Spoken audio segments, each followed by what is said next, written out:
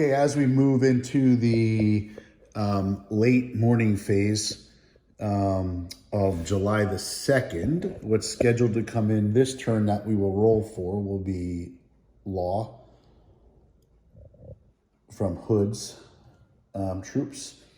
You can see also coming in elements of the 5th Corps. Scheduled to come in for sure in turn 8 will be that stack that was delayed. And then that's all the rest of the future chits coming in later turns. And then all the troops will be on the board. Not a lot of casualties thus far. Union side, you can see they have a combat chit next turn. They've got the Warren chit, which basically allows Warren to activate and interrupt a Confederate movement within, I think it's 8 spaces from Little Round Top.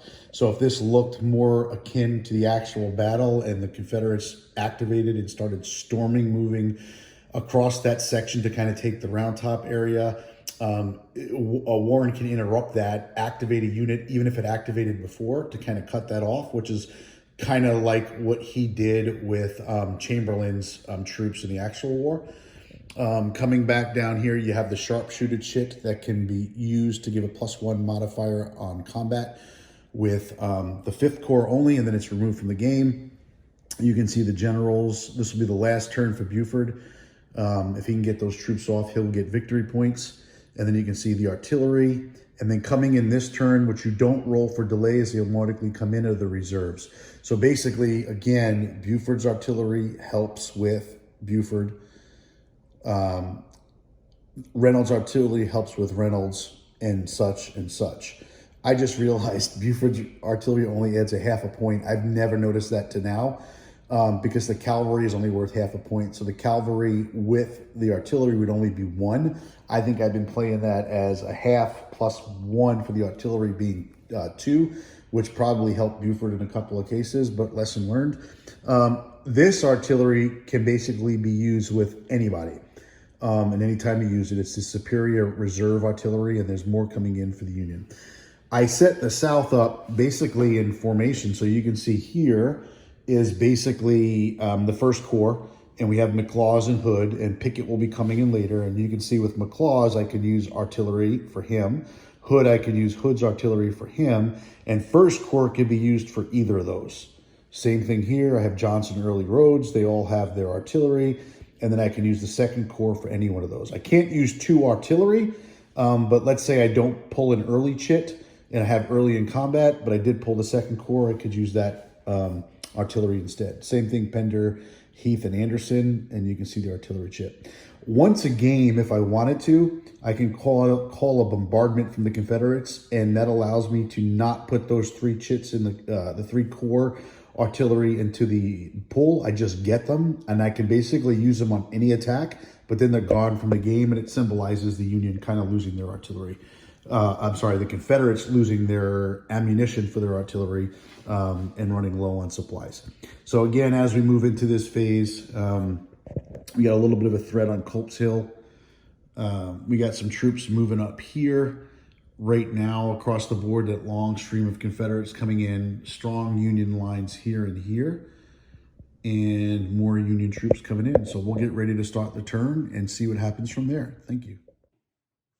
Okay, as we start the turn, I've got my artillery pulled beside for the Union. It's still morning, late morning. I still own Cemetery Hill, so I'm going to put Buford's artillery to the side, and I get all my reserve artillery.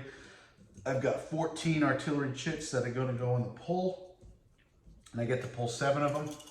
So first one up is going to be, we're going to get McLaws. Second one up is going to be, and third, we'll do that, Rhodes and Johnson. I have got 4 more to pull. Next one up is going to be the 2nd Corps.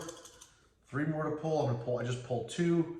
So Anderson and Hood, and I get 1 more to pull, and the last pull is going to be Rhodes. So no federal artillery pulled this turn. There weren't a lot in there to begin with, considering I had 7, 8, 9, 10, almost predominantly all Confederate artillery chits in there. So it makes sense that they pulled all of them, or a majority of them, I should say. So the artillery pull is done. We then go to my unit chits. I'm not pulling them yet, I'm just taking them to the side. So again, a couple things to look at. It's turn 7. Let's see if Hood comes in or if he gets delayed. He rolled a 3, he's gonna come in on the B track. And then we also have the rest of the 5th Corps coming in. They rolled a 5, they're delayed. So I'm gonna get another delay point for the Confederates. Okay, do I want to do, I should have done early entry first, being that it's turn 7. I do have reserve artillery coming. I'm going to go ahead and roll and see if I can get that in early. And I do, so I will get that now. It should have been in the chit pool. And boy, and I missed that roll. So I apologize for that, but we're just going to go, well, no, sorry, it doesn't come in early. It comes in on its turn, reserve artillery. That's how I understand that. So that would have come in anyway, so I'm going to put that down. So I have my everything coming in next turn is set. And then next turn, I can see if I want to pull any of these 9s in and try to get them early, be it Pickett or be it the 6th Corps. Alrighty, it's time to see what happens. Lots of decisions to be made here. I think my camera is flipping. I didn't like the way the video looked last turn. I think my display shifted. And I can't tell. I mean, it looks like it's straight to me on there, but I hope we don't mess that up. All right, first pull is going to be the 9th Corps. Let's first roll for their movement. 6. That's a lot of movement. That's a movement of 8 for the 9th Corps. And that's all down here, which is actually pretty cool. So I'm going to go ahead and pull this unit back. 1, 2, 3. I got lots of movement, I can easily make it. I want to make sure I'm really helping out on holding the high ground and holding Culp's Hill. And I'm going to pull back another unit because I don't want the Union somehow to slip between, well, they can't. So I'm going to go ahead and move over here. So I have Cemetery Hill currently open, but there's, well, roads can't, well, again, my cavalry is doing a great job of making sure no one can get up here. So I'm in a really good spot. So I'm going to leave them there. I feel good. I'm done. My next pull. So the Union, you know, much like Gettysburg, doesn't have to do anything to really win this because they own a majority of the objectives. And as long as they don't lose them, it's really hard for them to lose this battle. All right, my next pull is Johnson. So let's go ahead and roll for Johnson. He rolled a 4. A 4 for Johnson is going to be a movement of 8. And Johnson, where do we have him? He is, no, there's Johnson, 8.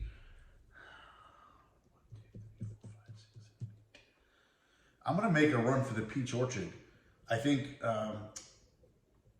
1, 2, 3, let's do this right. 1, 2, 3, 4, 5, 6, 6, 7, 8. I'm going to go right up on the hill here.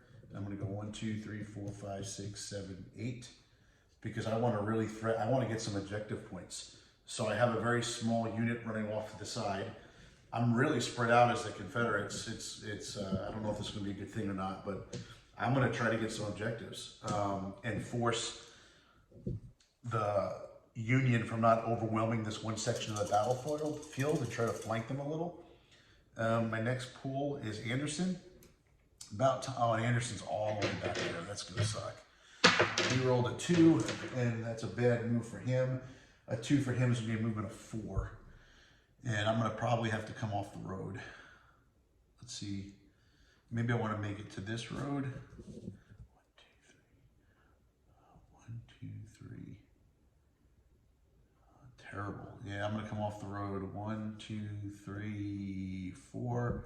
1, 2, 3, 4. 1, 2, 3, 4. So I'm going to try to bring Anderson around this way to link up with the rest with Heath, potentially. So I've got my corps all split up here, which sucks. I've got Early out here, who is 2nd Corps. I've got Johnson over here and Rhodes here. 3rd Corps, I've got Heath, Pender, and Anderson. And my 1st Corps is the only one that's really together somewhat. But the Confederates have to start either getting some casualties from the Federals or taking some objectives. So we'll see. All right, next pool is going to be the 5th Corps. We're gonna go ahead and roll for them. They rolled a 3. A 3 for the 5th Corps is going to be 6 movement. 6 movement for them. Let's see. They're right here. I'm going to shore up Cemetery Hill. 1, 2, 3. 1, 2, 3. 1, 2, 3. 1, 2, 3.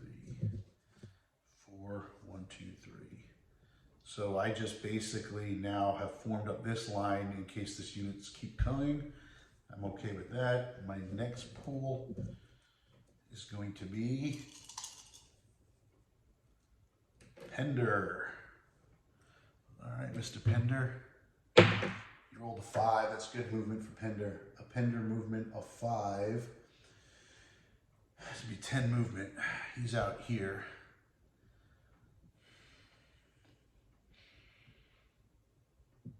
Do I just leave the I'm going to leave his cavalry there. I really don't care about them. 1, 2, 3, 4, 5, 6, 7, 8, 9. So I can bring Pender this way and kind of start to threaten here. Or do I go 1, 2, 3, 4, 5, 6, 7, 8. 1, 2, 1, 2, 3, 4, 5, 6, 7, 8, 9, 10. I'm going to do something a little different.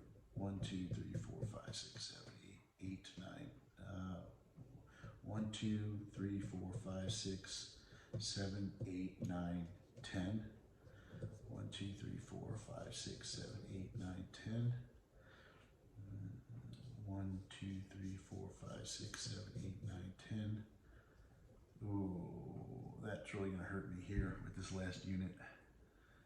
So he will be out of command range if I don't move him with them right now.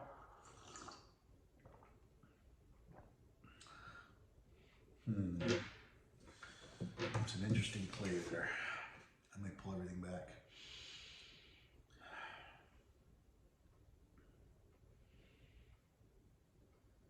It's a sunken road. It's a move cost of 1 to move across it, an extra move cost of 1 to move across it. And then the railroad cut is a D, may not enter or exit through a shaded hex side. Enter or exit. That's just weird for me to understand. I just don't understand how that works. It's probably me, I just don't get it. But I know I can. I'm going to do that. I'm going to go 1, 2. I'm going to just play that I can do that. I'm out of his zone of control. 3, 4, 5, 6, 7, 8, 9. All right, so if I do all that movement, I really have this guy really jacked up and out of the way. So that being the case, I am not going to move Pender. I'm going to bring them all back. Sorry for the long discussion on that. What I am going to do instead, I would love to have a unit here, but I can't move from a zone of control into a zone of control. I'm going to go 1, 2, just like that. I'm going to try to get that cavalry knocked out again. Again, that cavalry's really delayed me a ton. I'm really upset at my personal self for that. Next up is going to be McClaws, who is all the way down here. His movement is a 2. God, rebels. Oh, I didn't roll for Lee, and I got the 1. So I'm going to activate Lee right now for McClaws. Oh, I could have so did that differently. All right, I didn't do it. I'm going to use it now for McClaws to give him a +1 movement. If I would have done this earlier, I would have had him available and could have used it for Pender to actually do an attack right now. I'm going to pretend I did do that at the beginning of the turn because that's when I would have done it. And had I had the 1, I would have used this for Pender to try to do this attack on Buford. So that's what I'm going to do. And then I will come back to McClaws. Buford is going to use his artillery. And that's going to make him a 1 on the hill. It's negated because I have another unit on the hill. So that, and he's not flanked. So basically he just can't roll a 1.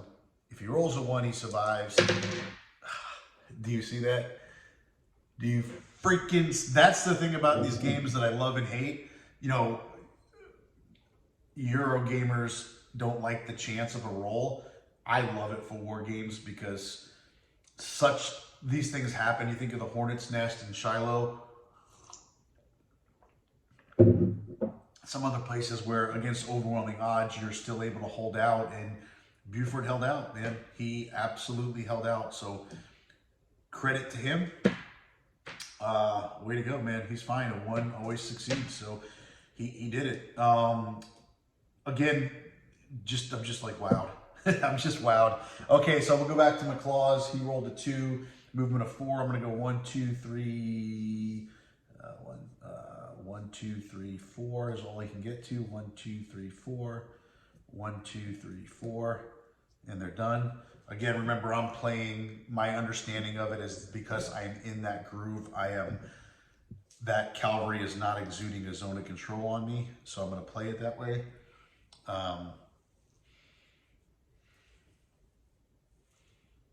Yeah. Next chit drawn is going to be Heath. He's going to roll. All right, he got a nice movement. He got a movement of 8. I'd like to really threaten here, so let's go 1, 2, 3, 4, 5, 6, 7, 8. 1, 2, 3, 4, 5, 6, 7, 8. So now we got some threatening attacks finally here. Awesome. Next chit pull is going to be still no union early. So I'm going to move early right up to Culp's Hill and into the forest, and that's going to be important. I'll explain why in a minute. Now the question is, do I throw my combat shit out? Do I throw it out before the Union comes up here to bolster? And I'm going to do that. I'm going to play my combat shit right now for the Union. For the Confederates, it's done. All right, we're going to get some good battles here. So I do believe that when you play a combat chit, anybody eligible to attack must. And so I think I get another attack right here. So let's do that again. If Buford rolls a 1, more power to him. All right, this time he's eliminated. So that elimination of a step will give a victory point to the Confederates. Okay. I can move into the ground occupied, and I will do that. Mandatory attacks are units that are basically, if I had a unit on a hill and I was next to him, like here, I have to attack there, so I will. So here's a great example of a couple of things that I will bring the camera down now and show you. You can see here with Gordon and with Smith. I cannot have Gordon and Smith both attack Ames, because also threatening Smith is Coster. He's just not going to sit there. So basically, I'm going to have this stack attack this stack, and this stack attack that stack. Same situation right here. I'm going to have an attack over here as well. And those are all the mandatory attacks that I need to do at this time. There's no one else adjacent to anybody. So I will go ahead and do that, and I will bring the camera back to the overhead view in a second. Okay, welcome back. Talk a little bit about mandatory attacks, and we kind of read a little bit from the rule as we are now embracing that. So when I go to do combat,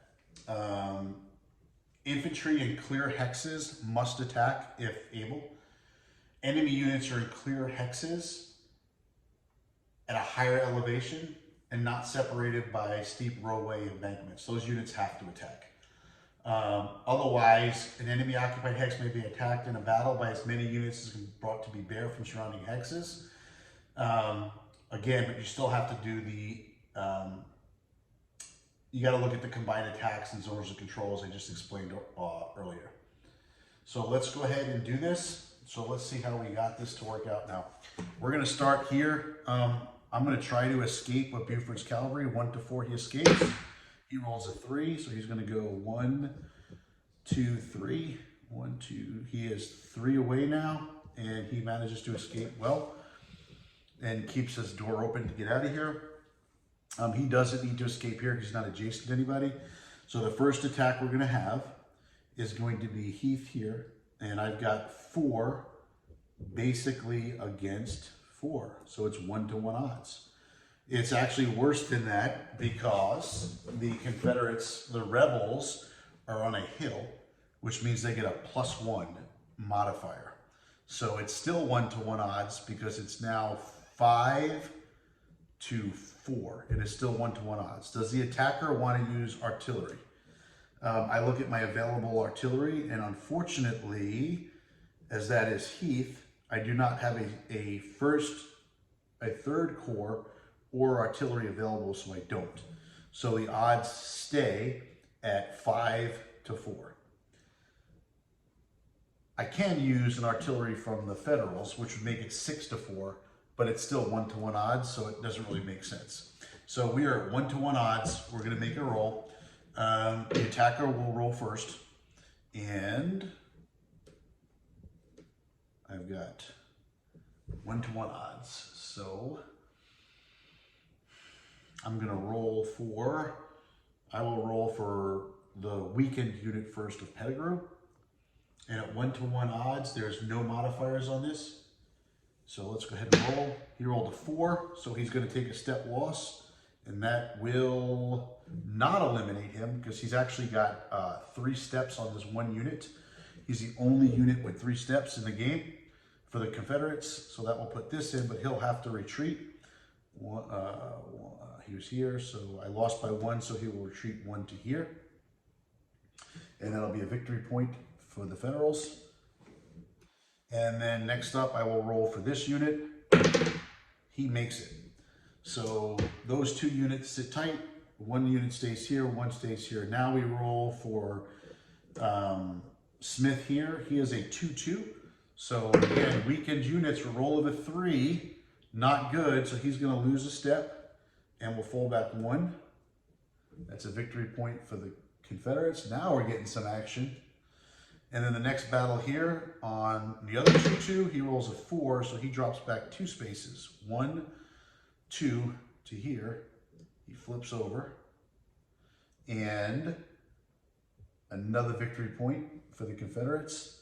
And now the Confederates, because he won that battle, man, he's going to get slaughtered in the counterattack, but he is going to move up the hill.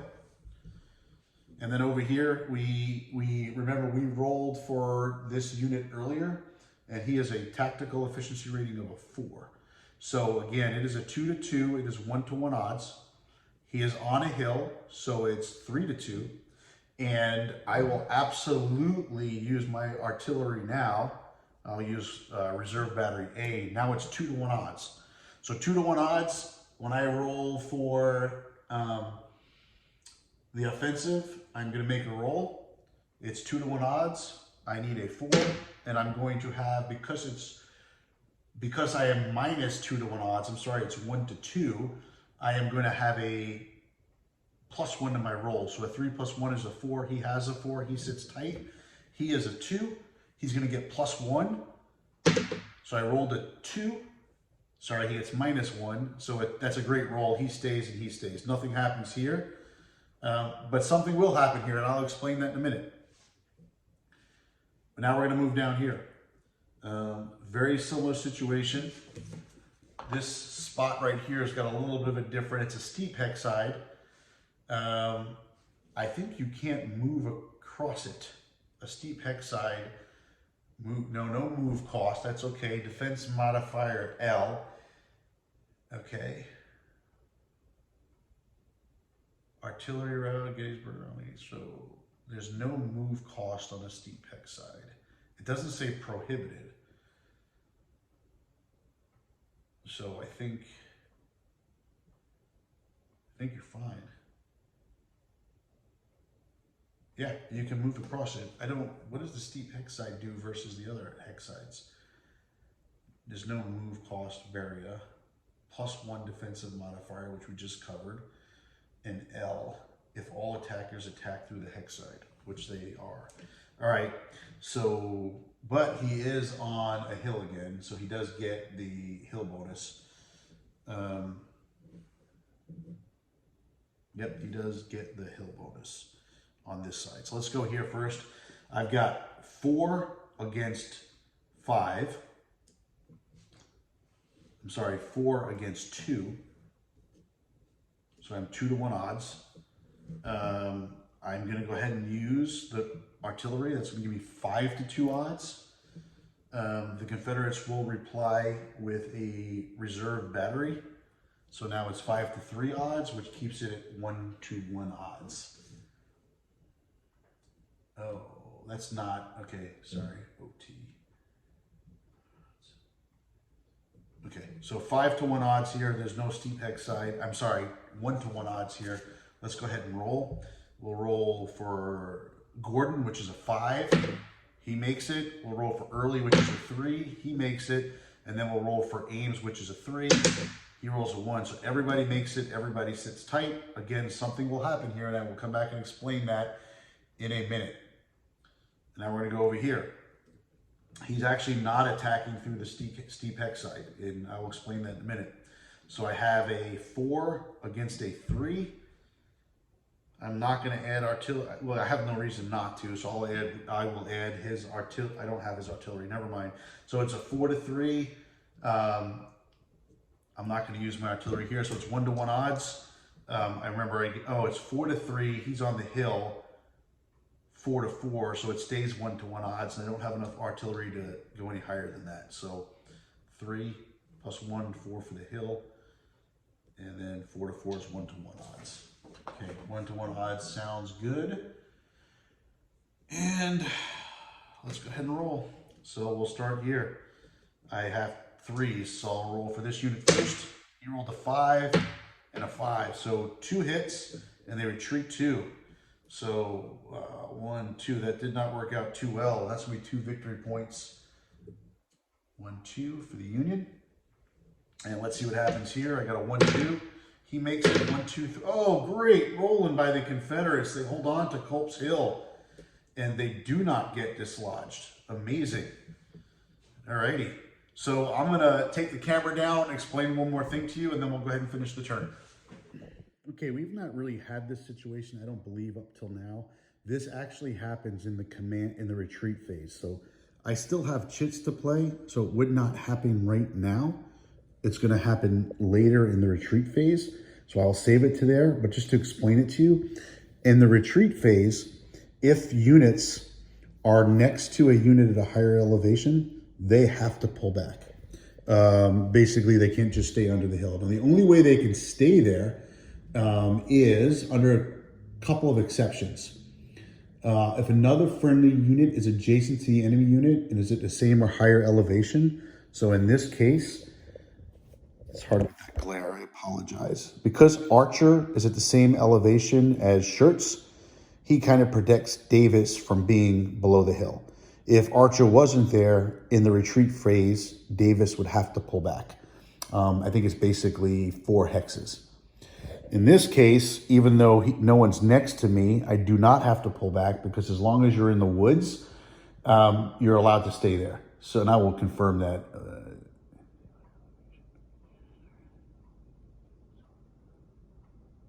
No, I'm wrong. So the steep hex side, okay. Because they're separated by a steep hex side, that's where it comes in different. That allows me to stay there and not have to retreat. If it was not a steep hex side, I would have to retreat. Again, to read that, at the end of the operational phase, all friendly units in a clear terrain, it's not clear terrain, so regardless, I can stay there because of the forest. If the forest wasn't there, I could stay there because of that steep hex side. If that steep hex side wasn't there and the forest wasn't there, I'd have to pull back. So that's a good place for Early to kind of camp out, which kind of makes sense because in the battle for Culp's Hill, you had a little bit of that occurring. So I'll go ahead and play the rest of the turn out. We'll come back. There's been some carnage this turn for sure. Way more than we've seen at any point in this game so far. So next chit to pull. It'd be nice to pull a Union troop. Nope, it's Hood. The Confederates are really blowing their... and Hood rolled a 2. Unbelievable. That's going to give him movement of 4, so really congested. 1, 2, 3. I'm just going to move up to here. 1, 2, 3.